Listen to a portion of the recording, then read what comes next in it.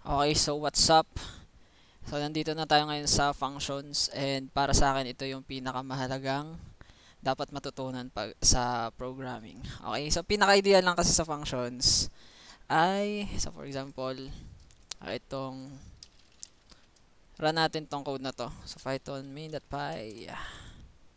So yan, nagpiprint lang siya ng ganito. Ito yung last na sa parang sa nagpiprint tayo ng patterns. And pwede mo siyang i-convert sa functions. Parang, kasi yung pinaka-idea ng function ay, iraran niya lang yung code na nasa block niya. Okay. Pag sa Python kasi, query ay def function. Okay. Ito yung kanyang syntax. Ano? So, def, tapos pangalan ng function, tapos merong gantong parenthesis. Tapos, lahat ng nasa loob nito, kasi hindi siya nagamit nung kagaya nung sa ibang programming na curly braces. Lahat ng nasa loob ng curly braces, yun yung iraran niya. Sa Python kasi ay kung ano lang yung nasa loob ng space niya. Yan, nasa loob ng space niya. Yun yung iraran niya. And pwede mo siyang gawing function, itong pagpiprint na to. Ilalagay mo lang siya sa loob nitong ito. No? Sa Python, hindi siya nagamit ng curly braces. Tabs ang ginagamit niya. Yan. Pag nakatab. Okay. So, i-run natin siya. So, papapansin nyo, hindi siya nagra-run. Kasi, para maparan mo yung function, kailangan mong tawagin siya. So, pag dito, kailangan mo lang tawagin yung pangalan niya. And, i-run mo siya. Yan. Nagamit tayo ng functions para mas maging malinis yung code mo. Una-una para maging malinis yung code mo. Kasi, kuwari ilagay natin dito ay, ang pangalan ng function na to ay print pattern. Okay. So, pag may magbabasa ng code mo, alam na itong code na to ay, ang ginagawa niya ay nagpiprint ng pattern. Okay. Tapos, ang pangalawa niyan ay, kung wari, nare-reduce mo yung code mo. So, for example, ay, kailangan mo mag-print ng 10 nito. So, i-comment ko lang muna to. And ang gagawin mo,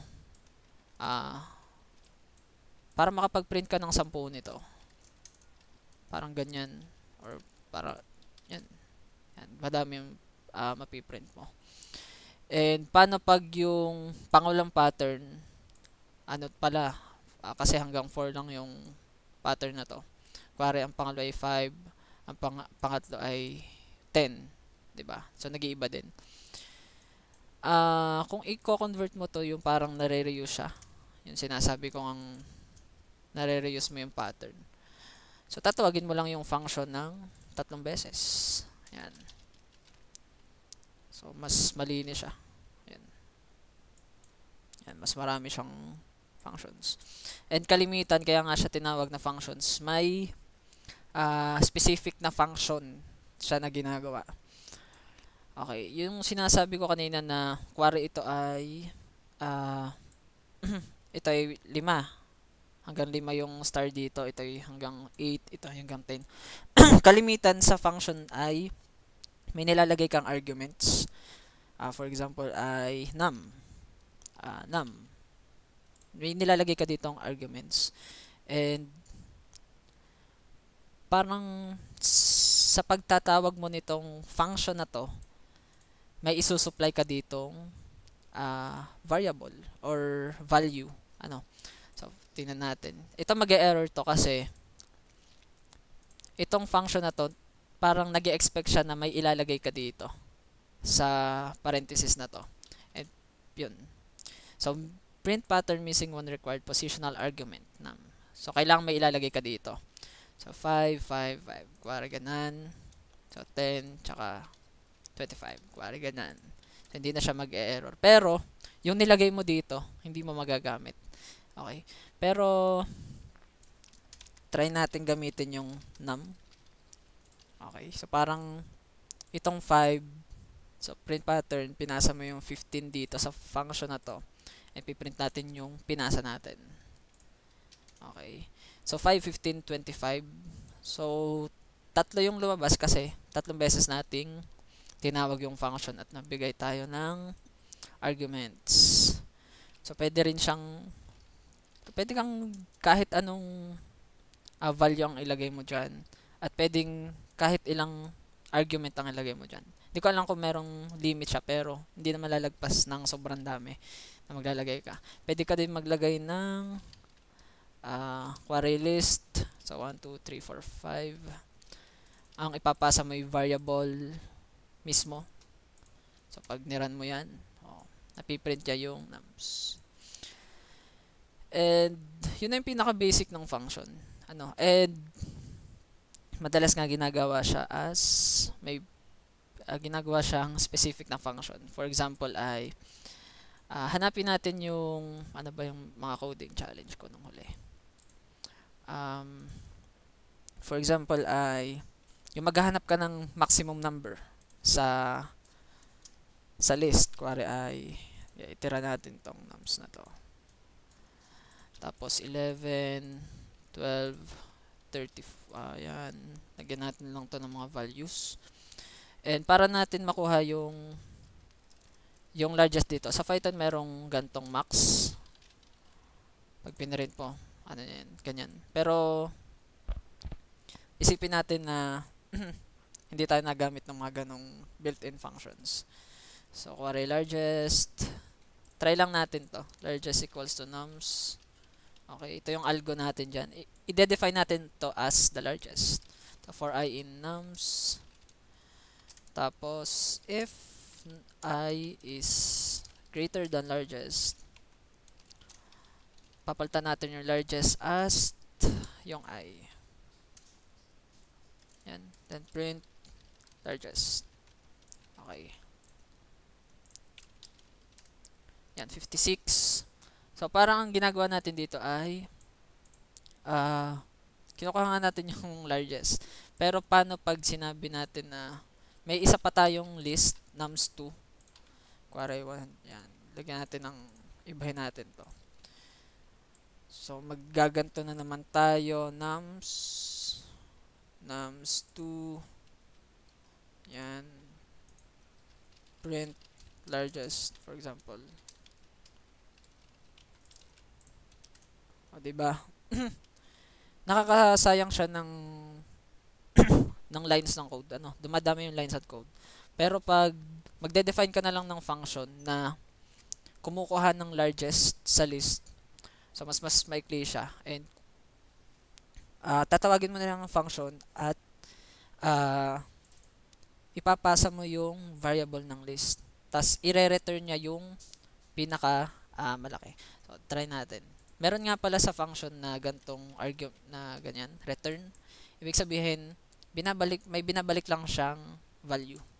So, def find max, find maximum.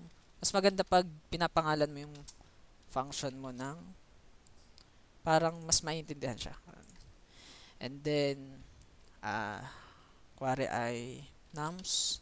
Ito yung hahanapin niya. And yung nums natin ay array. Parang ganito, list. And, ang lalagay natin ay largest ay nums. Ito. Yan. Kung ito ay array, di palitan mo array.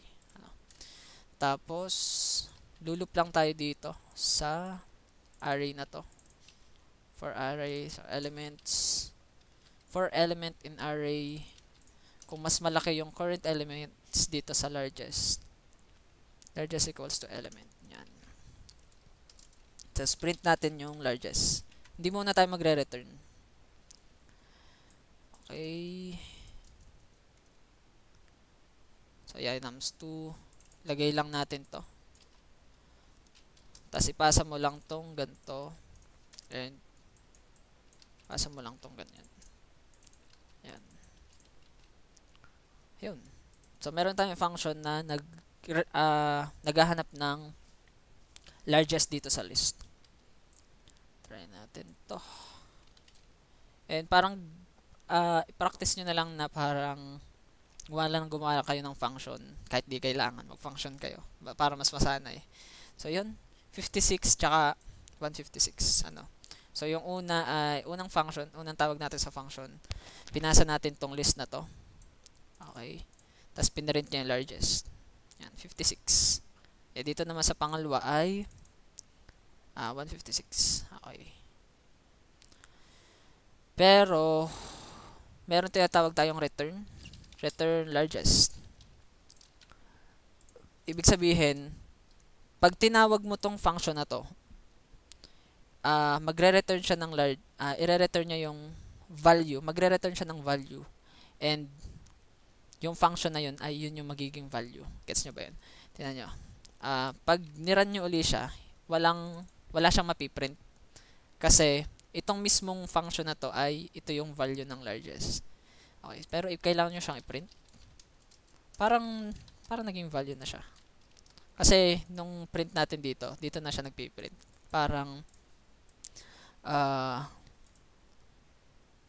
ito, explain ko sa inyo. Kasi yung pagre-return mo, pwede mo siyang magamit kung ano man. Ayan, kaya yan. Piprint mo yung nums. Pwede mong ilagay siya sa variable, var2. Ayan, kuwari, var1. Maganda kasi pag nagre-return ka, pwede mo pang magamit yung kung ano man yung na-return niya. Yan. So, yung na-return na value dito, which is 56, mag-i-store siya dito sa variable 1. And same din dun sa variable 2, var2. So, var1, tapos var2, print natin. 56 at 156. And pwede mo siyang, pwede ka pang gawin dito sa var1 kung may gusto mo siyang i-manipulate yan. Kasi pag print lang, nag-print lang siya dito sa console. And kadalasan, nagre-return ka talaga nito. So, pinaka yun lang naman. Yun na, sa functions. And, ano ba yung next? So, yun na pala yun. So, sa next na tayo. Next.